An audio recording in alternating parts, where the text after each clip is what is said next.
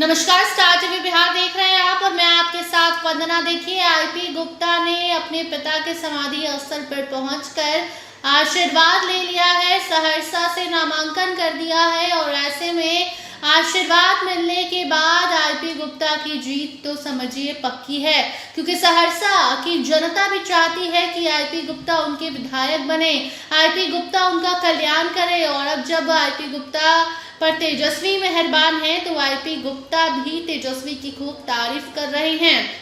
महागठबंधन में seat sharing होता है और आईपी गुप्ता को जो सीटें दी गई हैं, ऐसे में आईपी गुप्ता ने तैयारी शुरू कर दी है। और जब वो पिता के समाधि स्थल पहुंचते हैं, वहां इमोशनल नजर आए और उसके बाद क्या कुछ कहा है, जनता का जो प्यार, समर्थन, आशीर्वाद मिल रहा है, उस पर आईपी गुप्ता ने अपनी राय रखी। इसके साथ साथ तेजस्वी यादव के विजन पर भी बात की। सुनिए क्या कुछ कह रहे हैं। थोड़ा सा जमुई के इस धरती को नमन करता हूँ।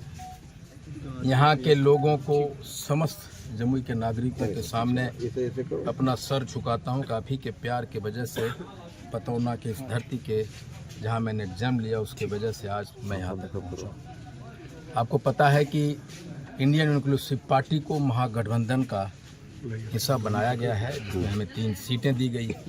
मैं सहरसा से स्वयं नामांकन करने के लिए गया था। नामांकन के बाद यहाँ लौटा हूँ। मेरी इच्छा था कि मैं अपने बाबूजी के पास पहले अपना जो खुद का सिंबल जिसमें मैंने साइन किया है, उसको इनके चरणों में समर्पित करूं, फिर सहरसा जाऊं। लेकिन आप समझते हैं कि महागठबंधन की जब नेता होती है तो इसलिए मैं सीधा सहरसा गया। नामांकन के बाद जो मेरी इच्छा थी कि बाबूजी के सामने माथा झुकाऊं, उसी माथा झुकाने के लिए यहाँ आया हूँ। और इसके साथ ही बता दूं कि ये संजीव शाह जी, आपको पता है कि इन्होंने ज्वाइन किया था हमारी पार्टी जमुई में, और निश्चित तौर पे इंडियन इंक्लूसिव पार्टी के इकलौता उम्मीदवार थे जिसके लिए मैं ये सीट लेना चाहता था। और वो मजबूरियां होती है गठबंधन में, लेकिन हम सीट नहीं ले सके और संजीव शाह जी यहाँ के उम्मीदवार नहीं हो सके। लेकिन मैं आज अभी संजीव शाह जी को बिहार प्रदेश के पिछड़ा अति पिछड़ा का प्रदेश अध्यक्ष घोषित करता हूँ। और साथ ही जो 4 विधानसभा है, उस चुनाव के लिए प्रभावित करता हूँ। मेरी इतनी बातें थी। तो क्या लग रहा है संजीव जी ने आपका ये टिकट कंफर्म हुआ है? संजीव जी के बारे में हमारी पार्टी सहरसा, जमालपुर और बेलदौर में बता दूं कि मैं शुरुआती दौर में जब 15 तारीख को हमने जब एक वीडियो जारी किया था, उसमें मैंने कहा था कि इस आंदोलन में 3 राजपूत हीरों का पर्दे के पीछे में योगदान है। और उसी योगदान को देखते हुए मैंने बेलदौर से राजपूत समाज की बेटी तनिषा चौहान को एक टिकट दिया है। मैं स्वयं सहरसा गया हूँ हेलीकॉप्टर से, आपको पता है। लेकिन आप लोगों का प्यार है कि आईपी गुप्ता को आदरणीय तेजस्वी यादव जी से जब मैं मिलने गया, नामांकन भरने से पहले तो उन्होंने कहा मुझे देखते ही कि पान समाज का बेटा आया है, तांती तत्वा का बेटा आया है, समाजवाद को जिंदा करने वाला बेटा है, 1974 की लड़ाई को, आंदोलन को फिर से पैदा करने वाला बेटा है तेजस्वी यादव। तांती तत्वा पान समाज को, इनके संघर्ष को, इनके आंदोलन को सलाम करता है और अपनी दोनों हेलीकॉप्टर नामांकन के लिए इनके सुपुर्द करता है। इनके लिए हेलीकॉप्टर तैयार करो और हेलीकॉप्टर से इनका नामांकन करो। इतना बड़ा सम्मान तेजस्वी यादव जी ने हमारे समाज को दिया है, हमारे संघर्ष को दिया है। और मैं तेजस्वी यादव जी से मिलने गया था तो उन्होंने पहला सप्ताह कि कितना प्रस्ताव है टिकट का, आपका कितना टिकट चाहिए। मैंने कहा कि टिकट मांग कर आपकी लड़ाई को छोटा करूंगा। लड़ाई लड़ने आया हूं, लालू यादव जी के अधूरे सपने को पूरा करने आया हूं। आपको मुख्यमंत्री बनाने आया हूं।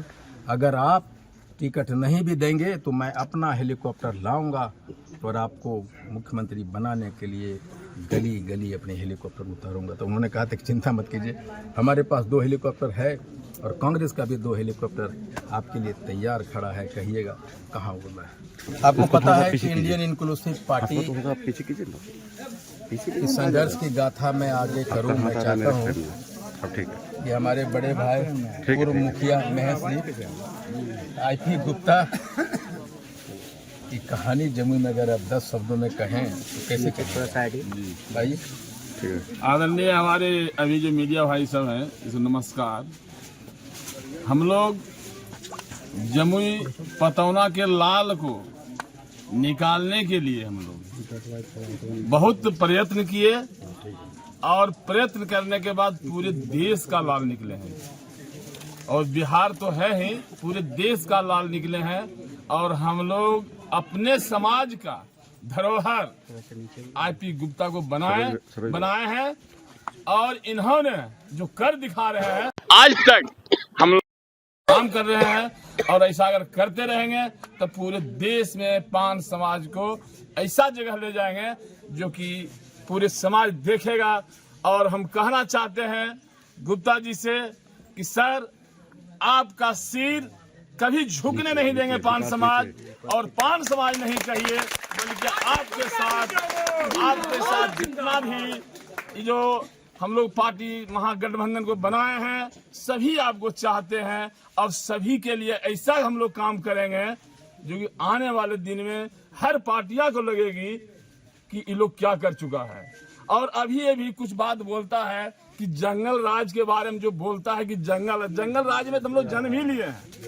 तो जंगल राज में जब जन्म लिए हम लोग तो जंगल नाम तो हम लोग होवे करेगा, लेकिन अगर कोई इस पर टिप्पणी करते हैं कि जंगल राज फिर से आ जाएगा, फिर से चला जाएगा, इसका बहुत अति है। इसलिए हम कहना चाहते हैं अपने पान समाज से कि एक एक वोट जिधर IP गुप्ता का आह्वान हो उधर वोट करना है। जय हिंद। तो सुना आपने IP गुप्ता की दहाड़। आपको बता दें कि सहरसा से नामांकन IP गुप्ता ने कर लिया है और जनता भी इनके साथ है।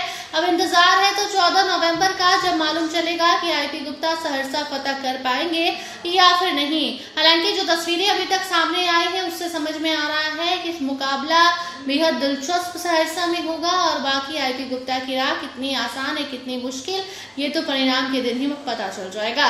फिलहाल इस खबर में इतना ही। देखते रहिए स्टार TV बिहार। धन्यवाद।